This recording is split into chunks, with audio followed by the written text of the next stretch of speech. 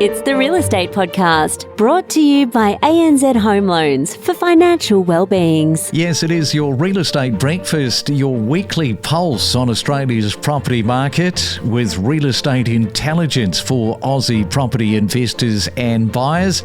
And remember too that we are independent and not tied to any real estate agency or developer.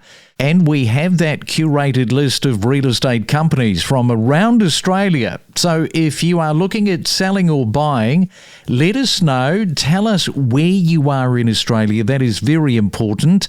And we can play this matchmaker service and introduce one of these vetted companies or agents to you.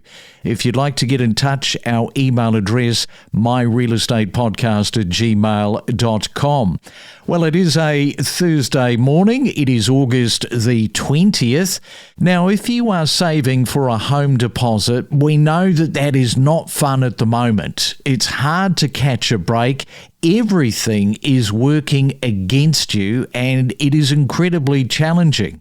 And a new report from Finder this morning tells us some interesting stats, including 28% of Aussies sacrificed absolutely nothing to buy to get into the property market, yet a quarter have completely given up on ever starting to save for a property. And then you've got 27% who slashed personal spending, 13% took second jobs, and 8% moved back in with the parents. And this is interesting too, between the two sexes, 34% of men sacrificed nothing compared to just 23% of women. And are those stats representative of your current situation? Because different times affect different people in different ways, right across different demographics and, of course, your earning capacity. And right now, let's go to Melbourne and catch up with Sarah Megginson from Finder. And welcome back, Sarah, onto the Real Estate Breakfast. Yes, your new report that has dropped today, it has got some interesting stats, including this one. You know, the bank of mum and dad is officially the ultimate deal breaker in today's property market. Your report has also told us that 89% of baby boomers, they bought homes completely solo back in the day, yet for Gen Z, just 33% did exactly that.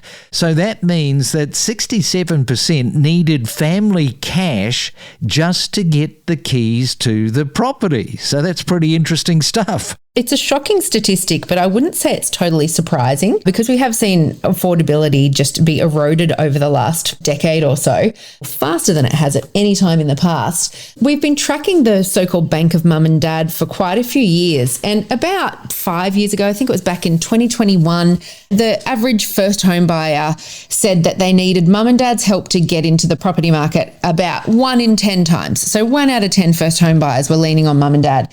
Then a couple of years ago, it increased to 20%. And now this report, the latest batch of data, shows that 30% needed the Bank of Mum and Dad just to get into the property market. That's not counting those who maybe needed mum and dad to help them continue with their repayments or to continue maybe living with mum and dad while they saved for their property. So it's definitely becoming the case where having your parents help you get into the property market is becoming the norm rather than the exception.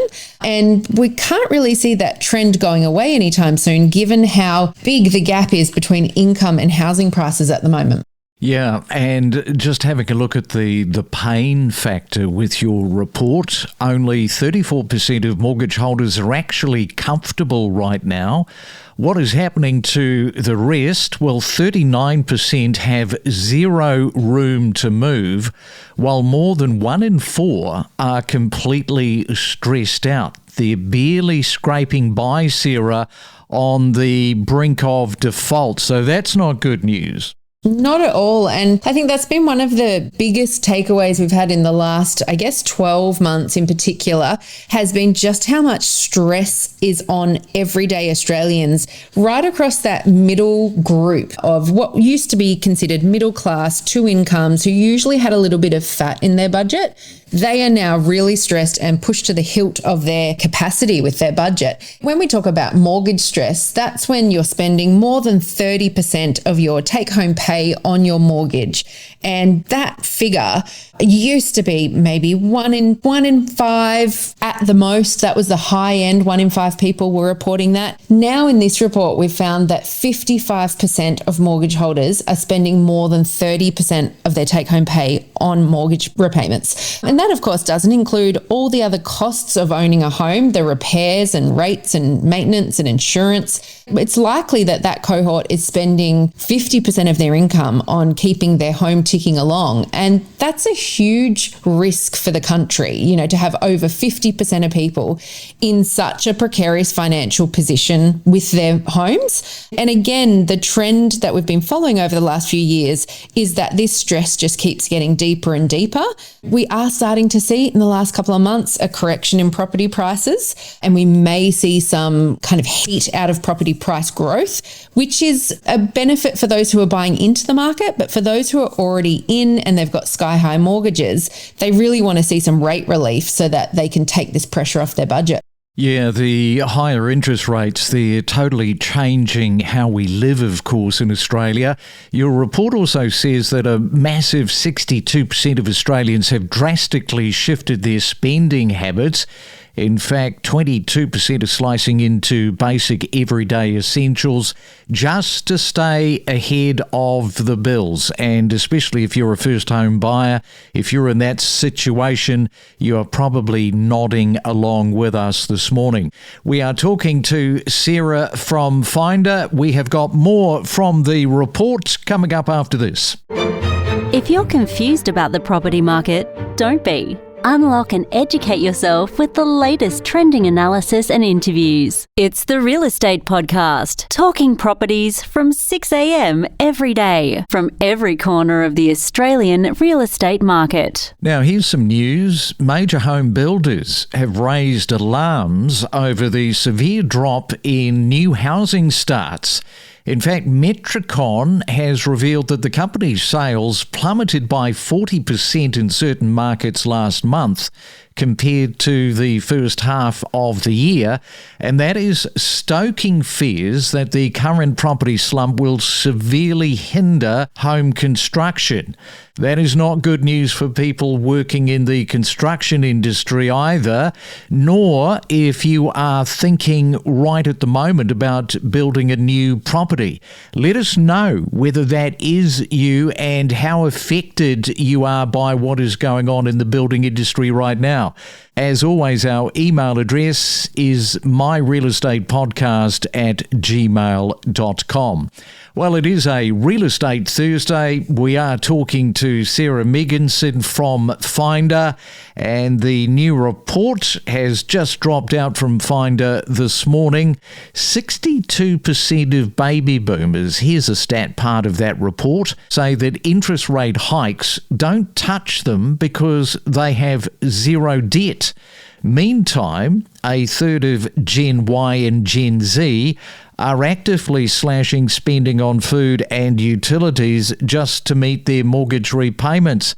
Oh, how times were very different with baby boomers, Sarah. Very different. And I think part of this is the structural changes of how our economy works. And I'm not a baby boomer. I'm a millennial, so I fall somewhere in the middle. And for me, I can even remember when I got my first mortgage, I was 21. And back then, where I lived in regional Australia, the shops were closed on a Sunday, and internet shopping was not a thing back then. It was very new. These days, it is so easy to spend money in ways that I don't think any of us are really equipped to deal with, because we're being marketed to constantly.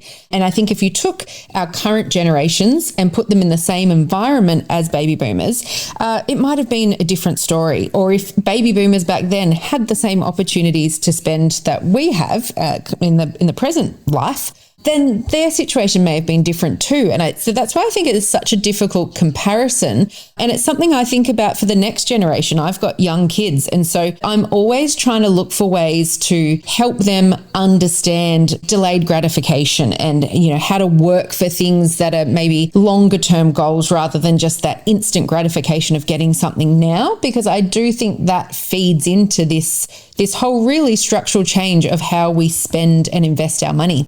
Yes, you are very passionate about that, because I have heard you say and cover that exact talking point before, and it is a problem. Yes, back in the day for baby boomers, the trap of the temptation, it just wasn't there.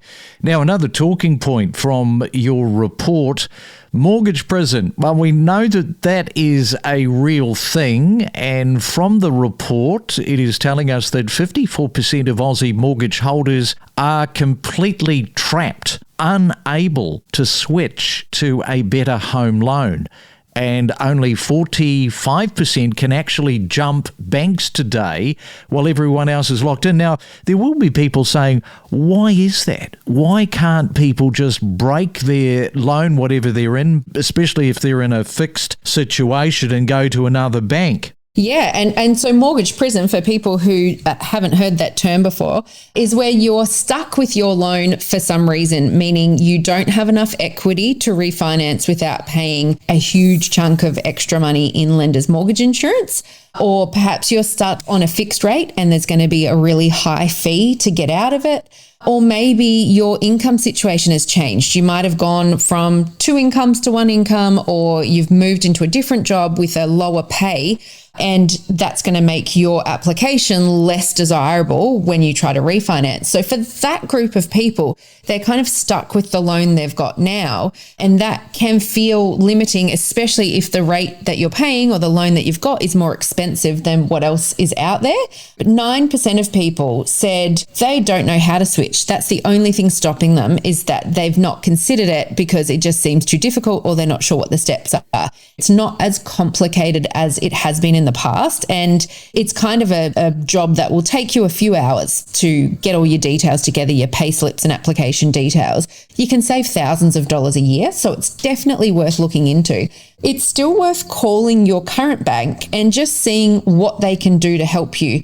They might be able to give you a rate discount. I know someone just last week who told me that she called her bank and got a rate discount of 0.5% because she'd been with them for a few years, hadn't checked, and just called them and said, hey, is this the best I can get? And they gave her a discount. And also, home loans often have a lot of fees. So if they can't do anything about the interest rate, they might be able to give you a one-off fee waiver, which a lot of fees are around $400 a year. So that can be really helpful as well. And we are talking about the report that has just dropped today. Sarah, how do people get their hands on this report?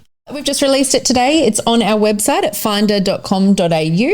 If you search Finder Home Loan Report 2026, it will pop up there. I think it's really interesting to see where you are compared to other people, and also to see what the opportunities are. If your current situation is perhaps not ideal, you might get some ideas here on how you can improve things. Thanks for giving us those details about that report today, and thanks for coming back onto the Real Estate Breakfast. Thanks so much for having me. If you're a new listener, welcome. We talk to the most knowledgeable real estate experts across Australia every day from 6 a.m. What do you think about that 14% coming off in Sydney? Or would it take another global financial crisis for some of these numbers to actually ring true? It is definitely quite a worrying figure, especially because we haven't seen Sydney have that sort of downturn in the market for quite some time. It will take something quite big, like a global financial crisis, for it to plunge to that 14-15% decline in prices. Over the last 6 months, it has taken over that time 5% to come off the property market there. That's the point in case, isn't it, in terms of some of these numbers, I guess? Definitely, and it's because we have seen not only the strong Sydney market decline slightly, but also that we have seen some drop in auction clearance rates. So I think that's where these sort of predictions would have come from. We connect you to the best real estate information across Australia. The Real Estate Podcast.